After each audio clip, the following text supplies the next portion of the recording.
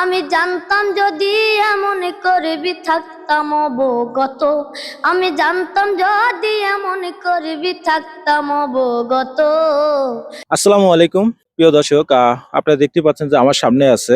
তোমার নাম যেন কি? ইরফান।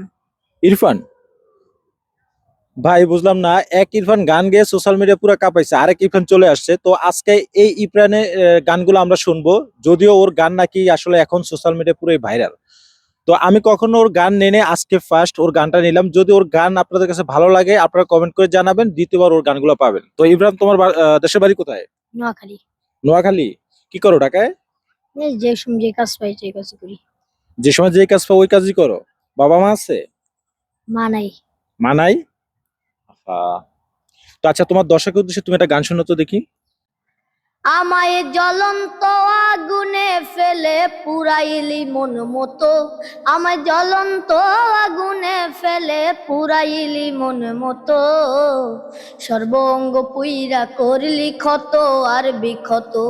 আমার সর্ব অঙ্গ পুইরা করলি ক্ষত আর বিক্ষত। আমার হাতে ধরে বলেছিলে ভুলিবে না মোরে। এখন কার মায়ায় পড়িয়া বেঈমান গেলে আমায় ছেড়ে। আমার হাতে ধরে বলেছিলে ভুলিবে না মোরে। এখন কার মায়ায় পড়িয়া বেঈমান গেলে আমায় ছেড়ে। আমি জানতাম যদি এমন করবি থাকতাম অবগত।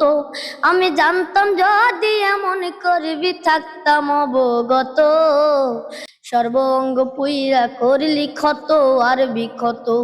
আমার সর্ব অঙ্গ পুইরা করলি ক্ষত আর বিক্ষত।